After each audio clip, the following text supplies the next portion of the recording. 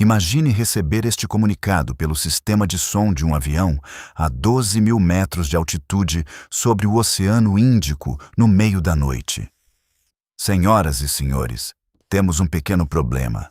Todos os 4 motores pararam. Estamos fazendo tudo o possível para ligá-los novamente. Esperamos que retornem aos seus assentos. Essa frase, pronunciada com uma calma britânica que desafia qualquer descrição, é o anúncio de emergência mais famoso da história da aviação civil. O homem que a pronunciou era o capitão Eric Moody, comandante do British Airways voo 9, num Boeing 747 que havia acabado de voar através de uma nuvem de cinzas vulcânicas tão densa que apagou todos os 4 motores simultaneamente. O fenômeno que provocou aquilo era completamente invisível para os radares da época. Nenhum sistema de detecção existente conseguia diferenciar uma nuvem de partículas vulcânicas microscópicas de ar limpo. Nos próximos 16 minutos, vamos percorrer 8 casos em que aviões comerciais cruzaram nuvens de cinzas vulcânicas e descobriram, da pior forma possível, que a natureza tem armas que a tecnologia demorou décadas para aprender a enxergar.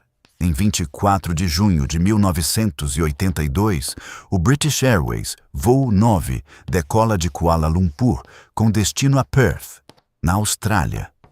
Um Boeing 747-200, com 247 passageiros e 19 tripulantes. O voo era de rotina absoluta, com condições meteorológicas que os instrumentos classificavam como normais. O capitão Eric Moody não tinha qualquer informação sobre atividade vulcânica relevante na rota. O Monte Galunggung, em Java, havia entrado em erupção dias antes, mas os sistemas de aviso da época não tinham mecanismos para rastrear a dispersão da nuvem de cinzas em altitude. Quando o 747 penetrou na nuvem, a tripulação notou primeiro uma luminosidade estranha pela janela, um brilho azulado e esverdeado que envolvia os motores. Era a eletricidade estática gerada pelo atrito entre as partículas vulcânicas e a fuselagem do avião. Em seguida, um por um, os 4 motores apagaram. O 747 se tornou um planador de 400 toneladas a 12.000 metros de altitude. Moody e o copiloto Roger Greaves iniciaram os procedimentos de religamento de motor em regime de planagem, descendo gradualmente enquanto tentavam reacender cada motor. O avião desceu de 12.000 para 4.000 metros antes que o primeiro motor voltasse a funcionar. Com 3 dos 4 motores operacionais, Moody pousou o voo 9 no aeroporto de Jakarta. 0 mortes. O BA-9 criou o vocabulário técnico, os procedimentos de emergência e o conceito fundamental de que cinzas vulcânicas invisíveis ao radar representam uma ameaça real à aviação. A investigação foi o ponto de partida de tudo que se desenvolveu depois. 7 anos mais tarde, o mundo descobriu que a lição do BA-9 ainda não havia sido completamente incorporada aos sistemas de aviso. Em 15 de dezembro de 1989, o KLM voo 867, um Boeing 747-400 com 245 pessoas a bordo, realiza a aproximação para Anchorage, no Alasca. Quando voa, através de uma nuvem de cinzas expelida pelo Monte Redu, que havia entrado em erupção horas antes. Avisos de cinzas na região haviam sido emitidos, mas o voo continuou a aproximação. Os 4 motores do 747-400 ingeriram as partículas e apagaram em sequência. A diferença em relação ao BA-9 era que o KLM 867 estava em aproximação, a altitude muito mais baixa, com menos margem de planagem para tentativas de religamento. A tripulação conseguiu reacender todos os motores antes de atingir o terreno e realizou pouso de emergência em Anchorage.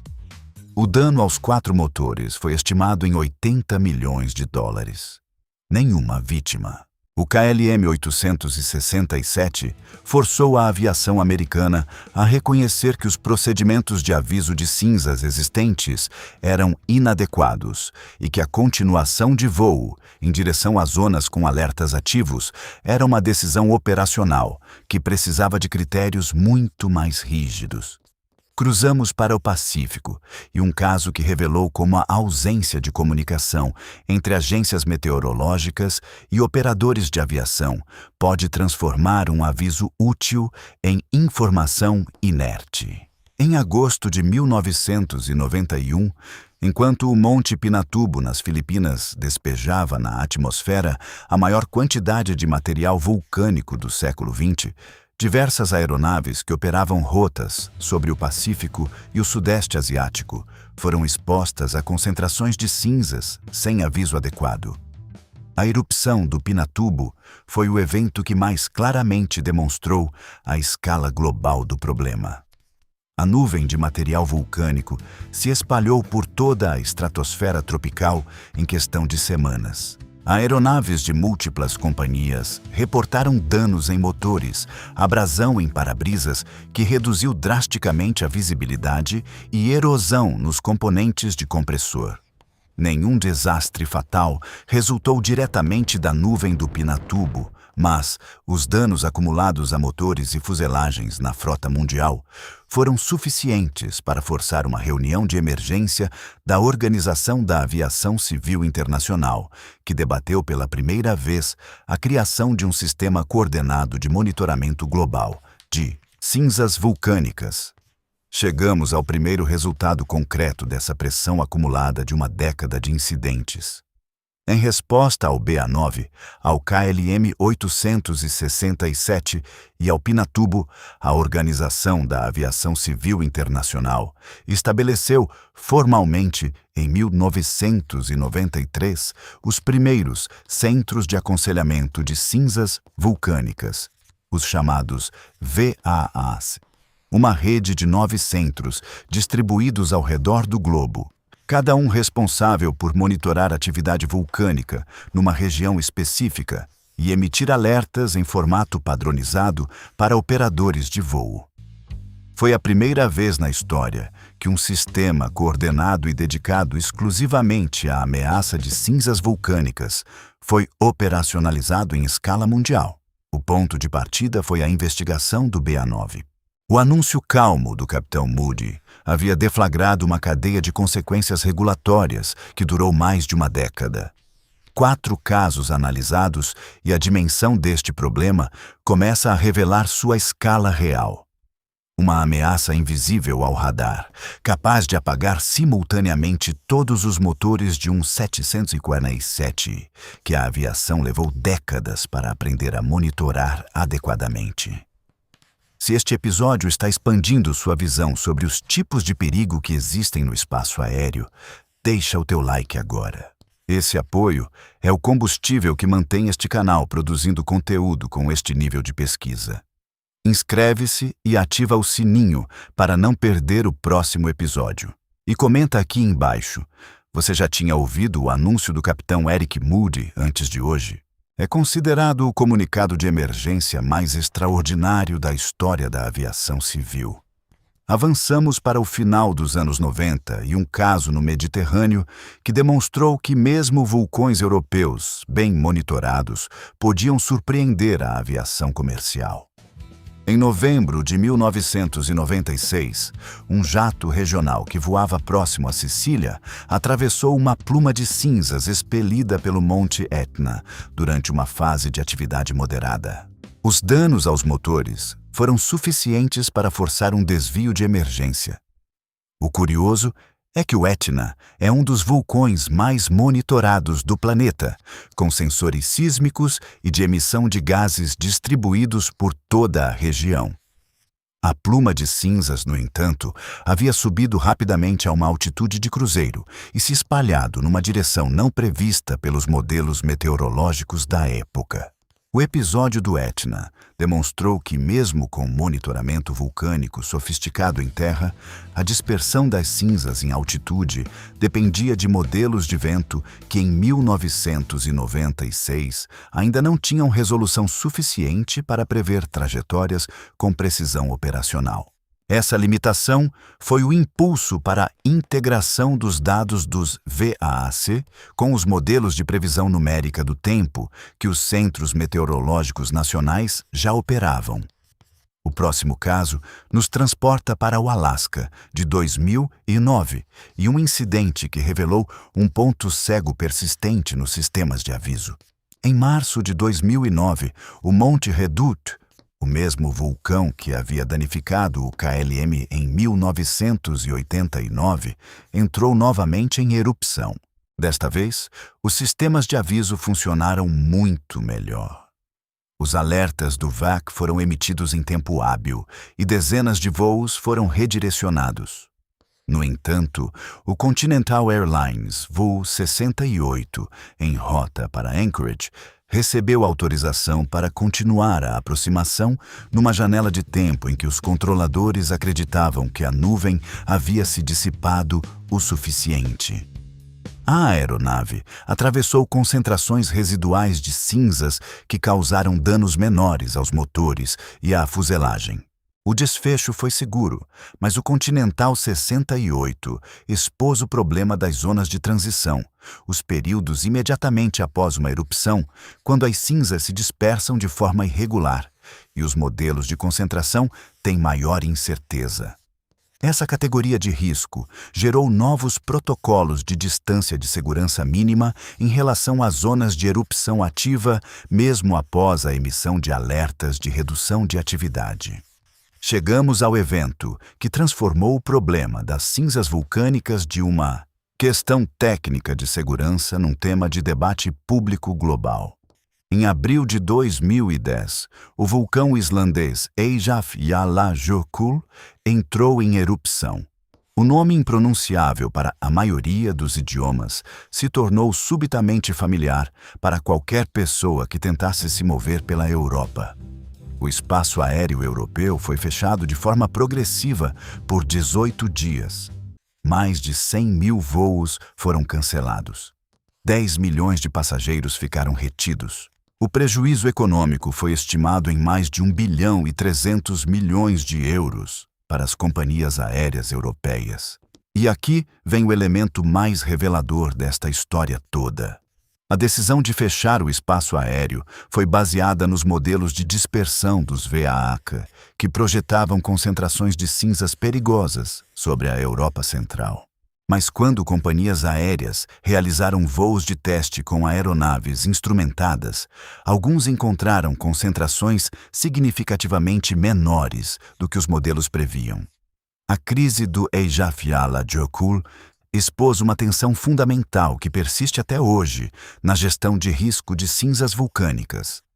Os modelos são conservadores por design, porque errar pelo lado da segurança custa dinheiro, mas salva vidas, enquanto errar pelo lado contrário pode derrubar aviões. A crise de 2010 forçou a Agência de Segurança da Aviação da União Europeia a desenvolver critérios quantitativos de concentração de cinzas para a tomada de decisão, substituindo a abordagem binária de espaço aéreo, aberto ou fechado, por uma escala de 3 níveis baseada em concentração medida.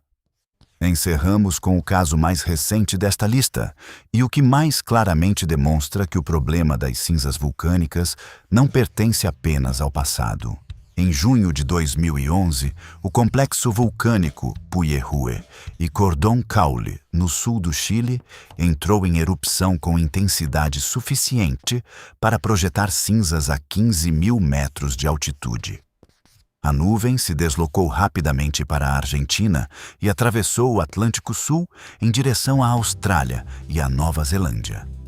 Dezenas de voos no Hemisfério Sul foram cancelados ou desviados. Aeronaves da LAN Chile, da Aerolíneas Argentinas e de outras companhias que operavam rotas no Cone Sul relataram encontros com partículas em altitude mesmo fora das zonas de alerta ativo. O Puye-Hue, de 2011, foi o primeiro grande teste do sistema de VAAC no hemisfério sul e revelou que a cobertura de monitoramento nesta região era menos densa do que no hemisfério norte, onde a maior concentração de rotas comerciais havia motivado maior investimento em infraestrutura de detecção. A resposta foi o reforço do VAAC de Buenos Aires, responsável pela região, com novos modelos de dispersão e integração com dados de satélite de resolução mais alta. Ao contemplar esses 8 casos como uma trajetória histórica de 30 anos, o que emerge é uma lição sobre o valor inestimável de dar nome ao que antes não tinha nome.